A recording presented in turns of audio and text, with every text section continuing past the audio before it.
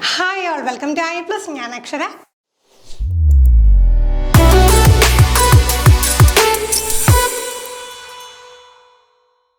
കേട്ടഡ് എക്സാമിനേഷൻ്റെയും സീരിയറ്റ് എക്സാമിനേഷൻ്റെയും notification വന്നു, apply ചെയ്യാനായിട്ടുള്ള ടൈമൊക്കെ വന്നു. അപ്പോൾ എന്താണ്, കൃത്യമായിട്ട് പരീക്ഷാ തീയതിയും വന്നു. ഈ രണ്ട് പരീക്ഷയ്ക്ക് ഒന്നിച്ച് തയ്യാറെടുക്കുന്നവരുണ്ടല്ലേ. അപ്പോൾ എപ്പോഴും നമ്മൾ ഒന്നിലധികം ക്വാളിഫയിങ് എക്സാമിനേഷൻസ് എപ്പോഴും പാസ്സായി വെക്കുന്നത് എപ്പോഴും നമുക്ക് ബെനിഫിറ്റ് ആയിട്ടുള്ള കാര്യമാണ്. അപ്പോൾ മാക്സിമം നമ്മൾ എന്ത് ചെയ്യും, ഇത്തരം ക്വാളിഫയിങ് എക്സാമിനേഷൻസ് ഒക്കെ പാസ്സായിട്ടിരിക്കും. എപ്പോഴാണ് നമുക്ക് മുമ്പിൽ അവസരങ്ങൾ തെളിയുക എന്ന് നമുക്ക് പറയാൻ കഴിയില്ല. അപ്പോൾ ആ ടൈമിൽ നമുക്ക് ക്വാളിഫിക്കേഷൻ നേടാത്തത് കാരണം എന്താണ്, ഒരു അവസരം നഷ്ടപ്പെട്ട് പോകാൻ പാടില്ല. അപ്പോൾ ഈ രണ്ട് എക്സാമിന് ഒന്നിച്ച് പഠിക്കുന്നവർക്ക് സൈക്കോളജിയിൽ കോമൺ ആയിട്ട് കുറേ ടോപ്പിക്സ് കോമൺ ആയിട്ട് പഠിക്കാൻ പറ്റും. അപ്പോൾ അത്തരത്തിൽ കോമൺ ആയിട്ട് കേട്ടിട്ട് എക്സാമിനേഷനും തീരിട്ട് എക്സാമിനേഷനും ചോദിക്കുന്ന കുറച്ച് ചോദ്യങ്ങളാണ് നമ്മളിന്ന് ഡിസ്കസ് ചെയ്യാനായിട്ട് പോകുന്നത്. നമുക്ക് ആദ്യത്തെ ചോദ്യത്തിലേക്ക് കടക്കാം. Which of the following correctly describes intrinsic motivation? Intrinsic motivation describe ചെയ്യുന്നത് ഈ കൂട്ടത്തിൽ ഏതാണ്? നോക്കിയേ, motivation that comes from a fear of punishment, motivation that comes from external rewards, motivation that comes from personal enjoyment of the task, motivation that comes from competition with others. അപ്പോൾ നമുക്ക് motivation എന്നുള്ള ഒരു topic വളരെ important ആണെന്നറിയാം. എല്ലാ തവണയും പരീക്ഷാ പേപ്പറിൽ നമുക്ക് ഈ ഒരു ടേം കാണാനായിട്ട് സാധിക്കും. ആദ്യം തന്നെ മനസ്സിലാക്കാം, മോട്ടിവേഷൻ രണ്ട് വിധമുണ്ടെന്ന് നമുക്കറിയാം അല്ലേ. എന്തൊക്കെയാണ്? ഇൻട്രിൻസിക് മോട്ടിവേഷനും എക്സ്ട്രിൻസിക് മോട്ടിവേഷനും. അപ്പോൾ എന്താണ്, നമ്മുടെ അഭിപ്രേരണ, മോട്ടിവേഷൻ അഭിപ്രേരണ രണ്ട് വിധത്തിലാണ്. എന്താണ്? ഇൻട്രിൻസിക് അല്ലെങ്കിൽ ആന്തരിക അഭിപ്രേരണം, എക്സ്ട്രിൻസിക് അതെന്താണ്, ബാഹ്യ അഭിപ്രേരണ. ആ ഒരു വാക്കിൽ നിന്ന് തന്നെ കിട്ടും. അപ്പോൾ നമുക്ക് ഉള്ളിൽ നിന്നുണ്ടാകുന്ന ഒരു മോട്ടിവേഷൻ ആണെങ്കിൽ ഇൻട്രിൻസിക്കും, പുറമേയുള്ള ഫാക്ടേഴ്സ് കാരണം ഉണ്ടാകുന്ന മോട്ടിവേഷൻ ആണെങ്കിൽ അത് എക്സ്ട്രിൻസിക് മോട്ടിവേഷനും ആണ്. അപ്പോൾ അത് മനസ്സിലാക്കി വെച്ചുകൊണ്ട് നമുക്ക് നോക്കാം എന്താണ് ഇൻട്രിൻസിക് മോട്ടിവേഷൻ ഈ കൂട്ടത്തിൽ കറക്റ്റായിട്ട് വരുന്നത്. Motivation that comes from personal enjoyment of the task ആയിരിക്കും അല്ലേ. കാരണം എന്താണ്, പണിഷ്മെന്റിനെ പേടിച്ച് വരുന്ന മോട്ടിവേഷൻ എപ്പോഴും എന്തായിരിക്കും, ഇൻട്രിൻസിക് അല്ല, അത് എക്സ്ട്രിൻസിക് ആയിട്ടുള്ള ഫാക്ടറാണ്.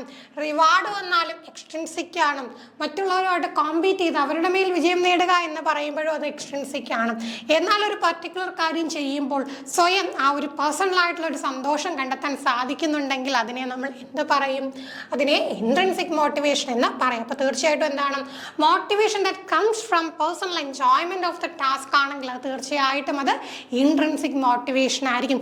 എന്നാൽ ഡ്യൂ ടു എക്സ്റ്റേണൽ ഫാക്ടേഴ്സ് വന്നു കഴിഞ്ഞാൽ അതെന്താണ്, അത് എക്സ്ട്രിൻസിക് മോട്ടിവേഷൻ ആയിരിക്കും.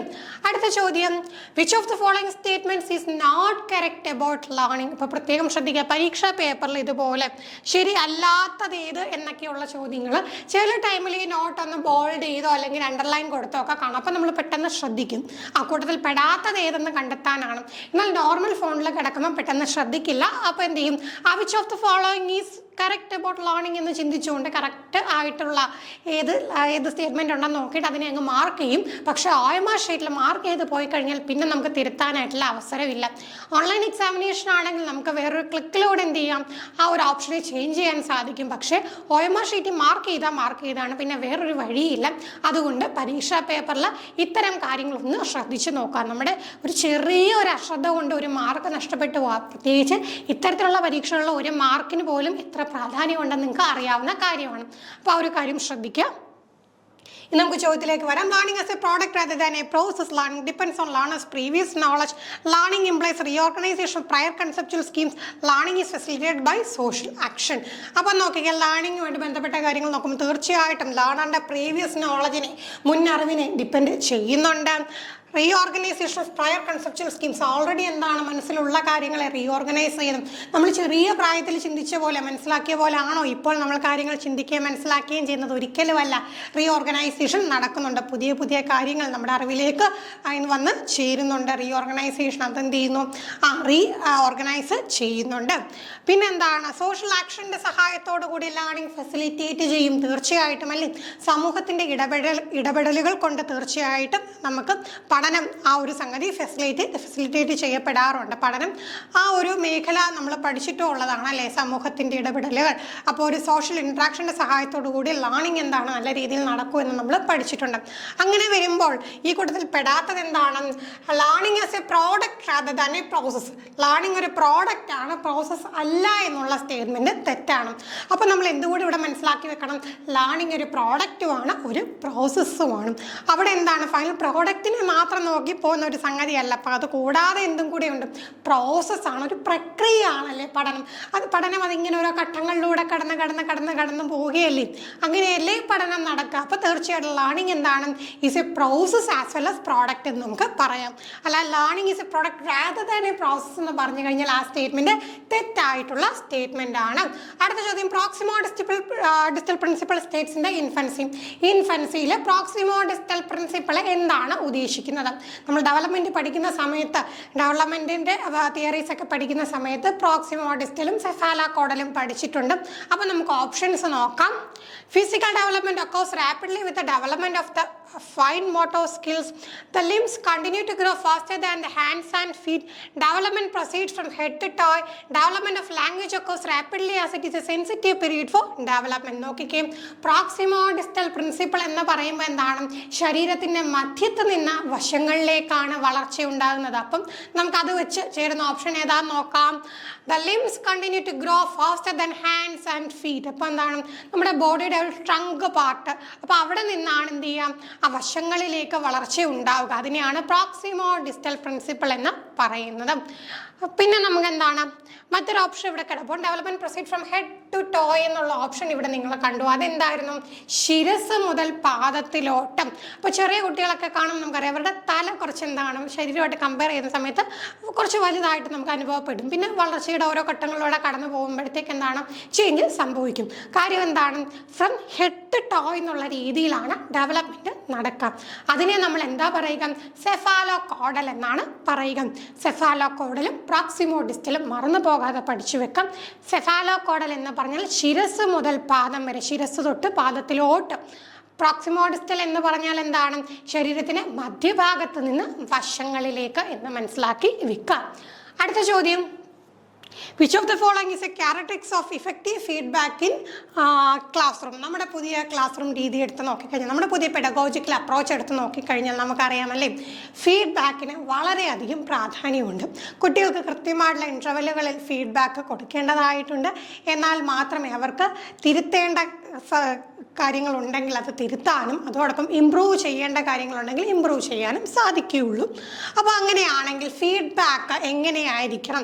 It's timely and specific. It is given only at the end of the task. It's broad and generic. It only focus on the outcome. അപ്പോൾ നമ്മുടെ പുതിയ പഠന രീതി വെച്ച് നോക്കുമ്പോൾ it's only focused on outcome. Outcome മാത്രമാണോ നോക്കുന്നത്? അല്ല, ആ ഒരു പ്രക്രിയ പൂർണ്ണമായിട്ട് നമ്മൾ കൺസിഡർ ചെയ്യണം.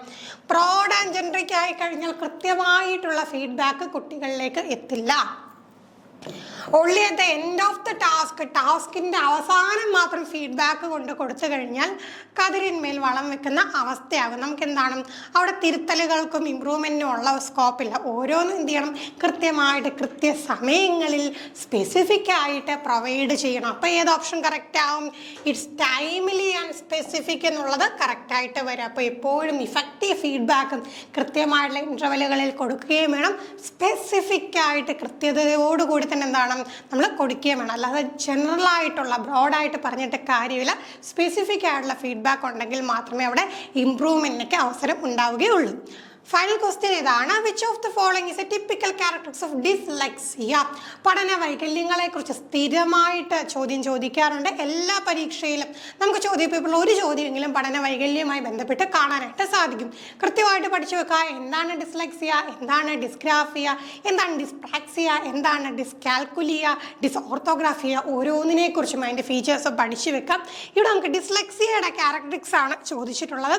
Difficulty in spatial awareness, difficulty in creative problem solving, difficulty in phonological processing, difficulty in physical coordination. അപ്പോൾ നോക്കിയാൽ ഡിസ്ലെക്സിയ എന്ന് പറയുമ്പോൾ അത് എന്താണെന്ന് ആദ്യം മനസ്സിലാക്കണം. എന്തായിരുന്നു അത്? റീഡിംഗ് ഡിസോർഡർ ആയിരുന്നു അല്ലെ? റീഡിങ്ങിലുള്ള ആ ഒരു പഠന വൈകല്യത്തിനെയാണ് നമ്മൾ എന്ത് പറയുക? ഡിസ്ലെക്സിയ എന്ന് പറയുന്നത്. എപ്പോഴും തിരിഞ്ഞു പോകുന്ന എന്തുമായിട്ടാണ്? ഡിസ്ഗ്രാഫിയുമായിട്ടാണ്. ഡിസ്ഗ്രാഫി എന്താണ്? റൈറ്റിങ്ങുമായിട്ട് ബന്ധപ്പെട്ടാണ്. അപ്പോൾ അത് കണക്ട് ചെയ്യാൻ ഞാൻ മുമ്പേ കോഡ് പറഞ്ഞിട്ടുണ്ട്. കാലിഗ്രഫി എന്താണ്? റൈറ്റിംഗ് റൈറ്റിങ്ങുമായിട്ട് ബന്ധപ്പെട്ട ആർട്ട് ഓഫ് റൈറ്റിംഗ് ആണ്. അപ്പോൾ എന്ത് ചെയ്യുക, ആ ഗ്രാഫ് എന്ന് പറയുന്ന സാധനം ഒന്ന് ഓർത്ത് വെക്കും. പിന്നെ നമുക്ക് ഗ്രാഫിൻ്റെ കാര്യം പറഞ്ഞാൽ നമ്മൾ ഗ്രാഫ് എന്താണ്, എഴുതുകയാണ്, വരയ്ക്കുകയാണെന്ന് ഓർത്ത് വെക്കുകയും. അങ്ങനെ വരുമ്പോഴത്തേക്ക് റൈറ്റിംഗ് ഡിസോർഡർ ആണ് ഡിസ്ഗ്രാഫിയ, റീഡിംഗ് ഡിസോർഡർ ആണ് എന്ത്, ഡിസ്ലെക്സിയ. അപ്പോൾ റീഡിങ്ങുമായിട്ടൊന്ന് കണക്ട് ചെയ്ത് വന്നേ. ഫൊണോളജിക്കൽ പ്രോസസ്സിങ്, ഫൊണീംസിനെ നമുക്ക് ആ ഒരു ശബ്ദങ്ങളെ എന്താണ് പ്രോസസ്സ് ചെയ്യുന്നതിലുള്ള ആ ഒരു ബുദ്ധിമുട്ടിനെയാണ് എന്ത് പറയുക, ഡിസ്ലെക്സിയ എന്ന് പറയുക. അപ്പോൾ ഇത്രയും ചോദ്യങ്ങളാണ് ഇന്നത്തെ സെക്ഷനിൽ നമുക്ക് ഡിസ്കസ് ചെയ്യാനായിട്ടുള്ളത്. എത്ര ചോദ്യങ്ങളുടെ ഉത്തരം നിങ്ങൾക്ക് കണ്ടെത്താൻ സാധിച്ചു എന്ന് തീർച്ചയായിട്ടും കമൻറ്റ് ചെയ്യുക. മറ്റൊരു ക്ലാസ്സുമായി വീണ്ടും കാണാം. Thank you.